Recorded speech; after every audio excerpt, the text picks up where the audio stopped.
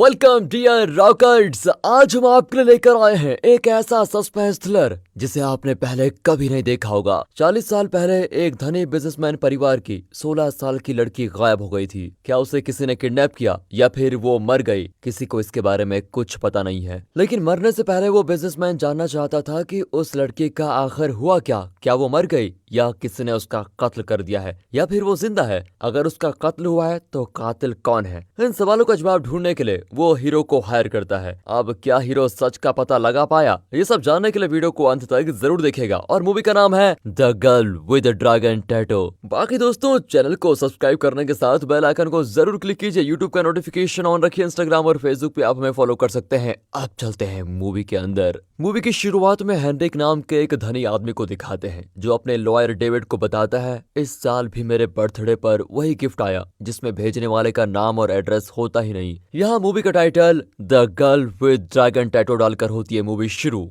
Cut करके movie के hero Michael को दिखाते हैं जो एक न्यूज एजेंसी में जर्नलिस्ट है। फिलहाल उस पर केस चल रहा है क्योंकि उसने वेनेस्ट्रॉम नाम के एक बड़े बिजनेसमैन पर करप्शन का इल्जाम लगाया था, लेकिन उसका कोई प्रूफ नहीं दे पाया। इसलिए वेनेस्ट्रॉम ने माइकल पर केस कर दिया कि वो वेनेस्ट्रॉम को बिना प्रूफ के बदनाम कर रहा है। अब माइकल को फाइन के तौर पर उसे बहुत बड़ी रकम देनी पड़ेगी। बाहर तो मीडिया उसे घेर ही लेती है, पर उनसे बचकर वो अपनी एजेंसी आता है। वहाँ सभी उसे घूरते हैं कि तुमने इस एजेंसी का नाम खराब कर दिया है। लेकिन एजेंसी की हेड जो माइकल की गर्लफ्रेंड है वो कहती है कि तुम फिक्र मत करो, सब कुछ ठीक हो जाएगा। यहाँ होता है सीन कट और हमें एक इन्वेस्टिगेटिव एजेंसी को दिखाते हैं। शुरू में दिखाए गए धनी आदमी का लॉयर डेविड इस एजेंसी के पास इसीलिए आया क्योंकि वो माइकल का पूरा बैकग्राउंड चेक करवाना चाहता है। एजेंसी हेड कहता है कि मैंने अपने सबसे काबिल एजेंट को इस काम पे लगा दिया है। वो छोटे से छोटा डिटेल भी मिस नहीं करती, वो बस माइकल की डिटेल्स लेकर आती ही होगी। उसी वक्त नीचे एक शानदार बाइक आकर खड़ी होती है और यह है मूवी की हीरोइन लिज़बेथ, जिसे हम लिज कहेंगे और जो देखने में बहुत ही फंकी है। वो पूरी डिटेल्स लेकर कहती है कि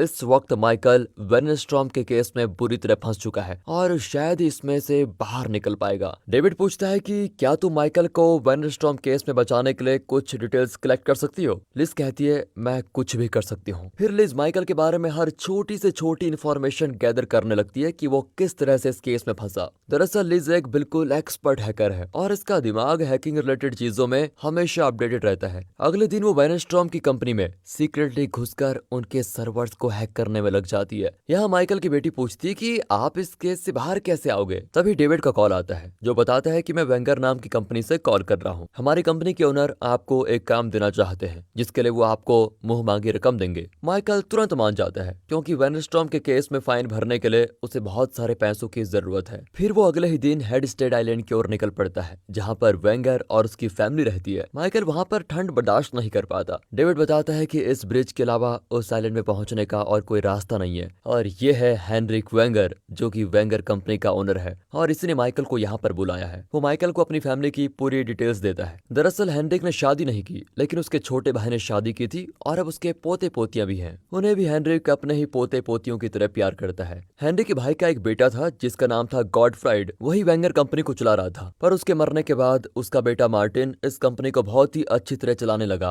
और आज तक वही कंपनी को मैनेज करता है। मार्टिन की एक बहन भी थी जिसका नाम हैरेट था, लेकिन 40 साल पहले वो अचानक एक दिन कहीं गायब हो गई। वो कहता है कि उस दिन हमारी फैमिली में एक फंक्शन था और हमारा ये घर रिश्तेदारों से भरा हुआ था। उसी दिन इस आइलैंड में एक परेड भी चल रही थी। उस दिन हैरेट हेनरिक को कुछ बताने आई थी, लेकिन हैरिक बहुत ही बिजी था। उसने कहा कि बाद में करेंगे। उस दिन इस ब्रिज में एक्सीडेंट भी हुआ था जो इस आइलैंड में आने जाने का इकलौता रास्ता है, इसलिए ना तो बाहर से कोई आइलैंड में आ पाया और ना ही आइलैंड से कोई बाहर जा पाया। वो वीकेंड था इसीलिए उस तरफ कोई शिप भी नहीं आया और उसी दिन हैरेट कहीं गायब हो गई। अब हेनरिक माइकल को एक कमरे में लेके जाता है जहाँ पर ड्राई प्लांट्स फ्लावर्स से बने कई गिफ्ट्स रखे होते हैं। वो बताता है कि हैरेट मेरे हर बर्थडे पर ऐसा ही गिफ्ट बनाकर देती थी, पर उसके गायब होने के बाद भी मेरे हर बर्थडे पर ये गिफ्ट मिल रहा है, लेकिन किसी भी गिफ्ट में नाम और एड्रेस होता ही नहीं। वैसे ये सिर्फ मेरे और हैरेट के बीच की पर्सनल बात थी, लेकिन अगर उसके जाने के बाद भी ये भेजा जा रहा है तो इसका मतलब तो यही है कि कोई तीसरा भी है जो इस बात को जानता है और वो अब तक मेरे साथ कोई खतरनाक गेम खेल रहा है। वो हैरेट का कातिल भी हो सकता है या फिर कोई साइको जिसने हैरेट को अब तक बंदी बनाकर रखा हो। मैं जानना चाहता हूँ कि आखिर सच क्या है और हैरेट के साथ हुआ क्या है, इसलिए मैंने तुम्हें यहाँ पर बुलाया। मेरी फैमिली इस इन्वेस्टिगेशन के लिए कभी नहीं मानेगी, इसलिए मैंने उन्हें बताया कि तुम मेरे बारे में बुक लिखने आए हो। तुम सच का पता लगा लोगे तो मैं तुम्हें 4 गुना पेमेंट दूंगा और वेनेस्ट्रॉम के खिलाफ एविडेंस भी कलेक्ट करके के दूंगा जिससे तुम उस केस में बच जाओगे। अगले ही दिन माइकल अपनी जरूरत की सारी चीजें लेकर इस आइलैंड में रहने के लिए आ जाता है। उसे यहाँ के एस्टेट में एक घर दिया जाता है और आसपास कोई नहीं होता, इसीलिए वो एक बिल्ली को अंदर लेके आता है। अगले सीन में लिज को दिखाते हैं जो अपने अपार्टमेंट में पहुंच जाती है। वहाँ उसका गार्डियन जमीन पर पड़ा होता है। वो उन्हें हॉस्पिटल में एडमिट करती है। अगले दिन हेनरिक माइकल को अपनी फैमिली की फोटोज, डॉक्यूमेंट्स और डिटेल्स भेजता है। वो बताता है कि इस आइलैंड में कई घर हैं और इनमें ज्यादातर मेरे रिश्तेदार ही रहते हैं।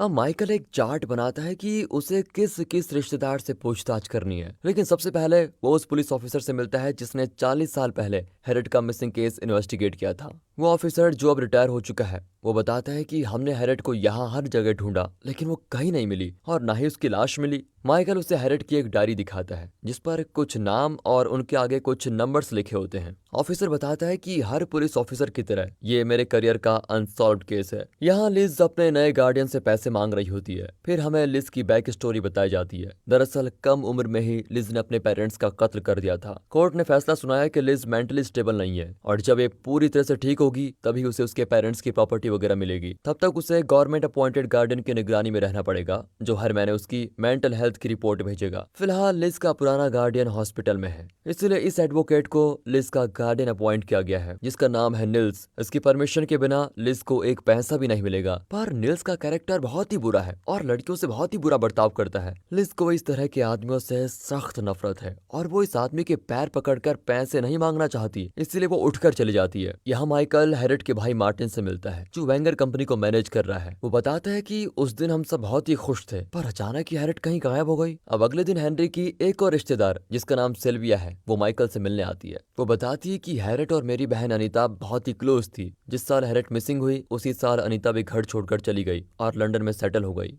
यहाँ पैसे ना मिलने की वजह से लिज बहुत ही परेशान होती है और तभी ट्रेन स्टेशन में एक आदमी उसका लैपटॉप चुराने की कोशिश करता है। लिज अपना पूरा गुस्सा उस पर उतारती है। लड़ाई में लिज का लैपटॉप टूट जाता है। अब लिज एक हैकर है और लैपटॉप के बिना उसका गुजारा हो नहीं सकता। फिर उसे पैसों के लिए उसी गंदे गार्डियन के पास जाना पड़ता है। वो जानबूझकर उससे पूछता है कि क्या तुमने HIV टेस्ट करवाया है, तुम्हारे कितने बॉयफ्रेंड्स हैं, तुम क्या क्या करती हो वगैरह वगैरह। वो लिज को जैसे ही टच करता है तो लिज को बहुत गुस्सा आता है पर वो सब कुछ बर्दाश्त करके बैठी होती है। फिर वो कुछ पैसे उसको दे देता है। हालांकि ये लिज के पेरेंट्स के पैसे हैं, लेकिन फिलहाल इस आदमी के हाथ में ही सारा कंट्रोल है। वो बेचारी करे भी तो क्या। लिज अब बहुत ही बेबस फील करती है और घर जाकर कोई नशीला पदार्थ लेती है जो उसने कई सालों से नहीं लिया। यहाँ माइकल लंदन पहुंचकर किसी तरह अनीता का पता लगा लेता है। फिर वो अनीता से हैरेट के बारे में पूछता है तो वो बताती है कि हैरेट बहुत ही शांत लड़की थी, हमेशा बाइबल पढ़ती रहती थी। उस दिन हम सब बहुत ही खुश थे लेकिन अचानक न जाने वो कहाँ चली गई। यहाँ लिज को फिर पैसों की जरूरत पड़ती है लेकिन वो निल्स के पास जाने से बहुत डरती है कि वो मुझे मारे ना।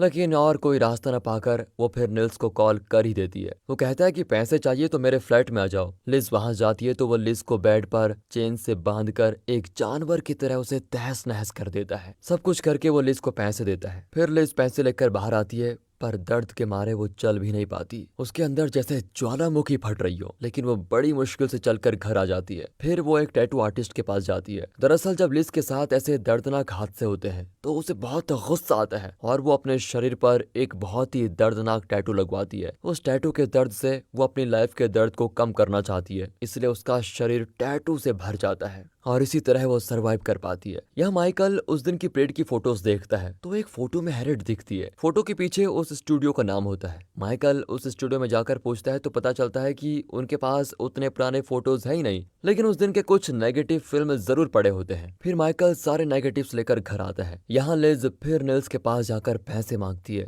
निल्स लिज को अंदर लेकर दरवाजा लॉक करता है तो लिज एक टेजर गन से उसे शॉक देती है और बेड के साथ बांध देती है। तब पता चलता है कि पिछली बार लिज ने अपने बैग में एक हिडन कैमरा रखा था जिसमें वो सब कुछ रिकॉर्ड हो चुका था जो निल्स ने लिज के साथ किया। वो निल्स को वीडियो प्ले करके दिखाती है। फिर लिज कहती है कि इस पल जो मैं कहूंगी वही तुम करोगे, मैं पैसे मांगूंगी और तुम दोगे। अगर जरा सी भी चालाकी की तो इस वीडियो को नेट पर अपलोड कर दूंगी। तुम एक गवर्नमेंट अपॉइंटेड गार्डियन हो और अगर सबको पता चल गया कि तुम कितने घटिया किस्म के आदमी हो तो तुम्हारी नौकरी नहीं पूरी जिंदगी बर्बाद हो जाएगी, समझे। तुम हर महीने खुद रिपोर्ट लिखोगे कि लिज का दिमाग बिल्कुल ठीक है, अब उसे कोई गार्डियन की जरूरत नहीं है। ये सब कुछ तुम अपनी डायरी में लिखोगे, अपनी रिपोर्ट में लिखोगे। अगर तुमने ये सब कुछ कर भी दिया तो ये मत समझना कि मैं तुम्हें छोड़ दूंगी। तुम जैसे दरिंदों